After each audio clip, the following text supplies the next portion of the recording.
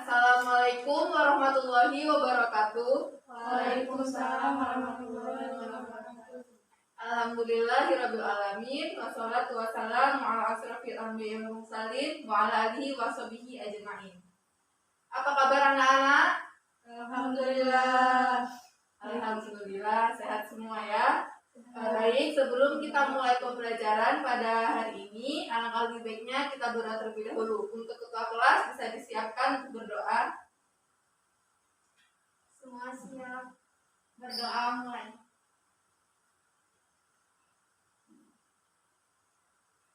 Selesai. Sebelum dimulai, mau absen terlebih dahulu ya. Anissa Nadratus Solihah, Hadir Bu. Lailatul Mukarromah, Hadir Bu. Juama Anggunarasati, Hadir Bu. hadir semua ya hari ini. Hadir. Baik, hari ini kita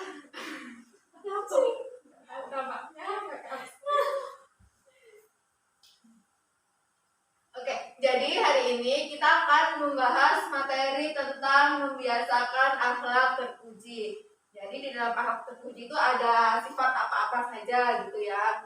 Sebelum kita mulai bahas pembahasannya lebih dalam, kita akan mengetahui tujuan pembelajaran pada materi tentang akhlak terpuji. Yaitu yang pertama, siswa mampu menjelaskan pengertian dari husnudzon, tawadu, dan tasamuh. Yang kedua, siswa mampu menyebutkan bentuk-bentuk dari husnudzon, tawadu, dan tasamuh. Yang ketiga, siswa mampu menjelaskan dari dampak positif dari sifat husnudzon, tawadu, dan tasamuh. Dan yang terakhir, siswa dapat menerapkan perilaku akhlak terpuji dalam kehidupan sehari-hari. Jadi itu tadi dari ini tujuan pembelajaran yang akan kita capai pada hari ini. Baik, selanjutnya yaitu pengertian akhlak terpuji. Akhlak terpuji merupakan suatu kebiasaan sikap dan perbuatan dalam kehidupan sehari-hari yang telah tertanam dalam jiwa yang sifatnya baik. Jadi akhlak terpuji itu akhlak yang baik yang sudah tertanam dalam jiwa setiap manusia. Nah, contohnya apa saja? Ada husnudzon, tawadu, tasamuh, berlaku adil, jujur, amanah, sopan, dan santun. Nah, jadi kita hari ini mau membahas tentang akhlak terpuji, husnudzon, tawadu, dan tasamuh. Yang pertama yaitu husnudzon. Ada yang tahu husnudzon itu apa? Berprasangka baik. Nah, jadi husnudzon itu berprasangka baik ya. Husnudzon merupakan perilaku terpuji yang wajib dimiliki oleh seluruh umat Islam, yaitu berprasangka baik. Contoh husnudzon seperti belajar giat, berdoa, dan tawakal untuk menjemput takdir baik yang sudah ditetapkan oleh Allah Subhanahu wa taala. Jadi kita percaya bahwa takdir kita itu sudah digariskan oleh Allah Subhanahu wa taala. Nah, selanjutnya yaitu bentuk-bentuk husnudzon. Bentuk husnudzon itu ada 3. Yang pertama husnudzon kepada Allah, yang kedua husnudzon kepada diri sendiri, dan yang ketiga husnudzon kepada orang lain. Ibu akan jelaskan dari bentuk-bentuk husnudzon. Yang pertama husnudzon kepada Allah, itu maksudnya seperti apa? Kita mensyukuri nikmat yang telah diberikan oleh Allah Subhanahu wa taala. Misalnya kita dari rumah berangkat ke sekolah, itu kita mensyukuri nikmat sehat yang telah diberikan oleh Allah kepada kita. Nah, yang kedua yaitu husnudzon kepada diri sendiri, yaitu sikap percaya diri. Kita percaya pada diri kita sendiri bahwa kita bisa, kita mampu menyelesaikan suatu masalah yang ada dalam diri kita masing-masing. Yang ketiga yaitu husnudzon kepada orang lain, berbaik sangka kepada orang lain. Jangan boleh mempunyai prasangka buruk kepada orang lain, maka Allah akan membenci orang-orang yang mempunyai prasangka buruk terhadap saudaranya sendiri. Nah, selanjutnya yaitu dampak positif dari husnudzon. Banyak sekali dampaknya ya. Yang pertama, kita dicintai oleh Allah Subhanahu wa taala. Yang kedua, dapat membangun kepercayaan diri. Yang ketiga, dapat menumbuhkan rasa cinta kepada Allah Subhanahu wa taala. Yang keempat, dapat meningkatkan iman dan takwa kepada Allah. Jadi ini dampak dari sifat husnudzon. Nah, selanjutnya yaitu tawadu. Ada yang tahu pengertian tawadu itu apa? Rendah hati dan tidak sombong. Nah, jadi tawadu itu merupakan perilaku manusia yang mempunyai watak rendah hati dan tidak sombong.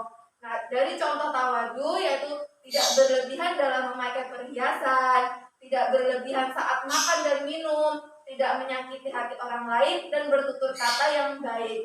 Jadi tawadu itu sikap dari rendah hati. Ketika kita mempunyai perhiasan, kita tidak boleh sombong, tidak boleh memamerkan kepada teman-teman kita atau saudara-saudara kita. Begitupun saat kita berhias dalam berpakaian.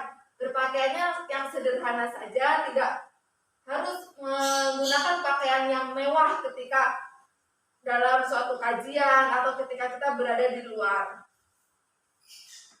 Nah, selanjutnya yaitu dampak positif dari tawadu, yaitu yang pertama dicintai dan disayangi di antara para manusia, yang kedua dimuliakan di dunia dan di akhirat. Jadi sikap tawadu ini sangat bagus ya, karena kita bisa dimuliakan gak hanya di dunia saja, tetapi di akhirat juga kita nanti bakal dimuliakan. Nah, selanjutnya yaitu tasamuh. Ada yang tahu pengertian tasamuh itu apa? Jadi tasamuh itu sikap saling menghargai. Jadi tasamuh itu sikap akhlak terpuji dalam pergaulan di mana terdapat rasa saling menghargai antara sesama manusia. Jadi kita kan dalam perkumpulan dari suatu kelompok atau di suatu kelas pasti mempunyai teman yang beda agama, suku, ras, dan kebudayaan. Jadi kita harus saling menghargai satu sama lain. Nah, bentuk dari tasamuh yaitu yang saling menghargai, tidak semena-mena kepada orang lain. Jadi kita mempunyai adab juga terhadap teman kita, terhadap saudara kita, bahwa kita tidak boleh semena-mena kepada orang lain. Hanya itu contoh tasamuh. Ini seperti menghormati ibadah untuk memeluk agama lain, memberikan kebebasan kepada orang lain untuk memeluk keyakinannya sendiri. Selanjutnya itu menerima perbedaan pendapat dalam musyawarah. Baik, Ibu akan jelaskan. Yang pertama itu menghormati ibadah pemeluk agama lain. Misalnya ada di suatu masjid itu lagi melaksanakan sholat, maka kita ketika lewat atau kita tidak boleh membuat keributan, kebisingan di sekitar masjid. Nah, selanjutnya memberikan kebebasan kepada orang lain untuk memeluk keyakinannya sendiri. Maka kita tidak boleh untuk memaksa, kamu harus ikut saya, kamu harus ikut dengan saya untuk memeluk agama ini. Itu tidak boleh. Maka kita harus memberi kebebasan terhadap orang tersebut untuk memilih keyakinannya sendiri. Selanjutnya, menerima perbedaan pendapat dalam bermusyawarah. Nah, ini sangat ketika dalam bermusyawarah itu kan harus mencapai suatu mufakat. Jadi ketika adanya suatu perbedaan, maka kita harus menghargai, kita harus menerima dari perbedaan itu, karena setiap orang memiliki pendapat masing-masing. Nah, selanjutnya itu dampak positif dari tasamuh. Yang pertama, memperluas kesempatan untuk memperoleh rezeki karena banyak relasi, mempererat hubungan persaudaraan, memperlancar terwujudnya kerjasama yang baik dalam kehidupan bermasyarakat. Yang pertama, memperluas kesempatan untuk memperoleh rezeki karena banyak relasi. Ya karena kita saling menghargai, kalau kita saling menghargai antara sesama ras, suku, dan agama, maka kita akan mempunyai relasi pertemanan yang sangat luas. Nah, itu akan memperoleh rezeki kita, maka insya Allah akan banyak juga karena kita punya banyak relasi. Dari sini ada yang ditanyakan? Cukup ya. Materinya kita sudah habis, maka nanti di akhir Ibu akan memberi tugas untuk tugas di rumah.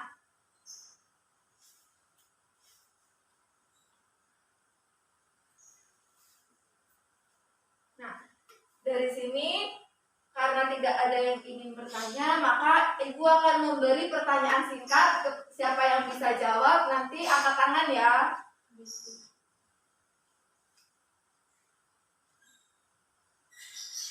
Bentuk dari husnudzon, ada yang tahu?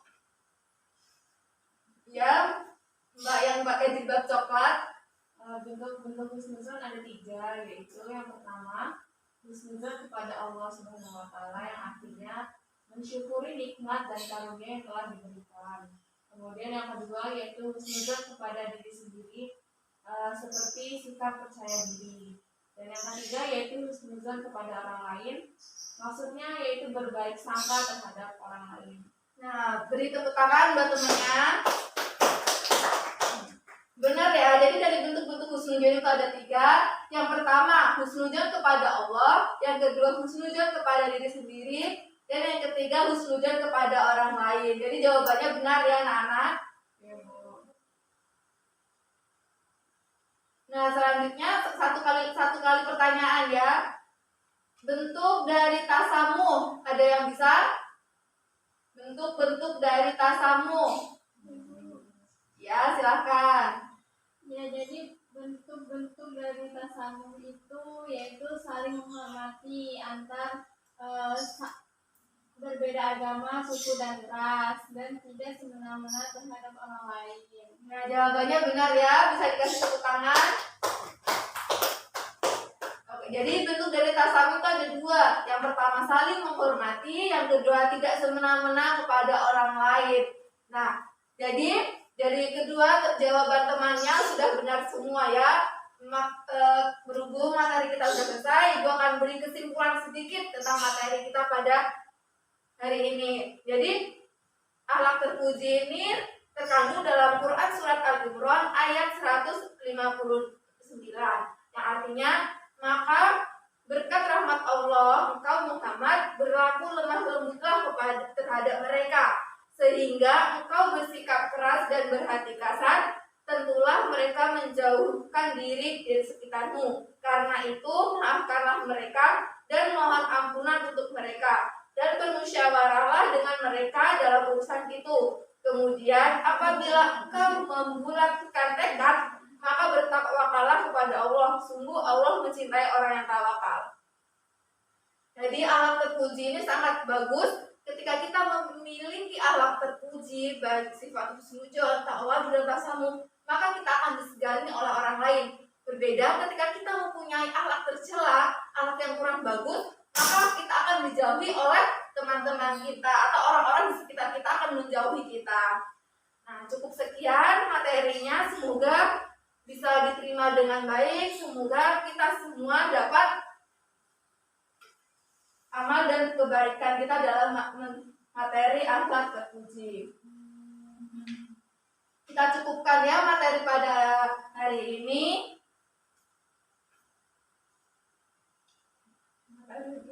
Baik, sebelum kita akhiri, mari kita ucapkan hamdalah, alhamdulillah, dan doa kifaratul majelis.